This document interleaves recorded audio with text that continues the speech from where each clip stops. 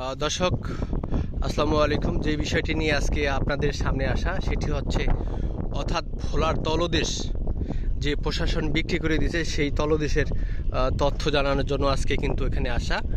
আপনারা দেখতে পাচ্ছেন একটি কিন্তু চর, অর্থাৎ একটি হচ্ছে ধানি ফসলি জমি যেটি বলা হয়।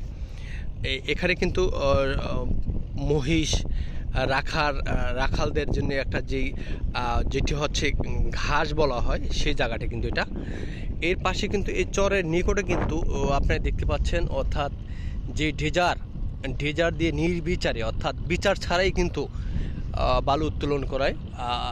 মূলত প্রশাসন আমাদের কাছে একাধিকভাবে প্রশাসনের তথ্য রয়েছে, অর্থাৎ বসতি জমি, অর্থাৎ কারো বসবাস করা যে জমি রয়েছে, অর্থাৎ ধানি জমি এবং উঁচু চর, যে সকল জায়গাগুলো রয়েছে এই জায়গাতে কিন্তু বালু উত্তোলন করা সম্পূর্ণভাবে কিন্তু যখন বালু মহল জেলা প্রশাসন ঘোষণা করেছেন তখন কিন্তু সকল শর্ত কিন্তু এখানে দিয়ে রাখছে।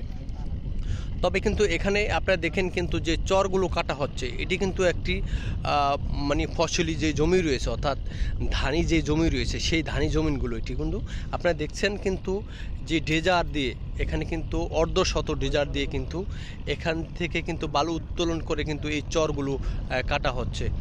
আসলে একদিকে হচ্ছে এই যেই মানুষের যেই কৃষকদের যেই ধানের একটি বড় একটি প্রভাব পড়ছে, দেশের খাদ্য সংকটের বড় একটি সমস্যা দেখা দিবে। অপরদিকে হচ্ছে যে মৎস্য আহরণ রয়েছে, অর্থাৎ জেলেদের যে মাছ শিকার করার জন্য, অর্থাৎ যেই চ্যানেলটি রয়েছে এই চ্যানেল দিয়ে কিন্তু ওরা বালু উত্তোলন করে। এই জন্য কিন্তু অনেক জায়গায় কিন্তু সমস্যা হচ্ছে, ডেজার দিয়ে বালু উত্তোলন করার কারণে অনেকেই কিন্তু সেই নদীতে মাছ শিকার করতে গেলেও কিন্তু এখানে বাধা সৃষ্টি হয়। তবে আপনারা দেখেন এই যে কীভাবে কাটছে, অর্থাৎ যেই ফসলি যে জমি রয়েছে, অর্থাৎ ফসলি জমি।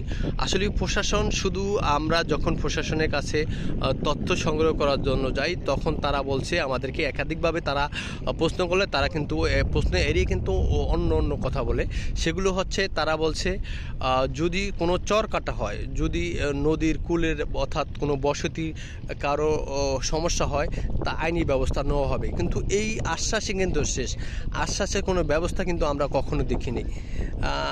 আজকে সেই জায়গাটায় কিন্তু আপনাদেরকে দেখাচ্ছি। মূলত হচ্ছে একবার নদীর তলদেশ থেকে যে বালু উত্তোলন করে, অর্থাৎ হুমকির মুখে বলার যে শহররক্ষা বাঁধ রয়েছে, শহররক্ষা বাঁধ মানুষের যেই পৈতৃক যে সম্পত্তি রয়েছে, অর্থাৎ যেই কৃষকদের যেই ধানি জমি রয়েছে সেই ধানি জমি কিন্তু একবার বিলীন হয়ে যাচ্ছে এই ডেজারের কারণে। আসলে মূলত আপনাদেরকে একাধিকভাবে আমি কিন্তু সংবাদ প্রচার করছি, অর্থাৎ আমার টেলিভিশন সহকারে কিন্তু একাধিক সংবাদ প্রচার করছি। এখানে কিন্তু বলা হয়েছে, অর্থাৎ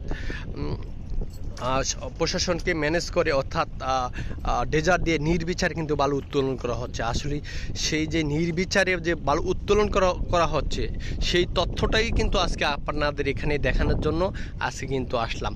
সেটি হচ্ছে দেখেন এটি একটি চর, এটি একটি বিশাল ধানি জমির চর। এই যে চরের পাশে কিন্তু এখানে দেখা যায় ডেজার দিয়ে একবার বিচার ছাড়াই কিন্তু বালু উত্তোলন হচ্ছে। অপরদিকে কিন্তু একই চিত্র কিন্তু যে মেঘনার তলদেশের একই চিত্র।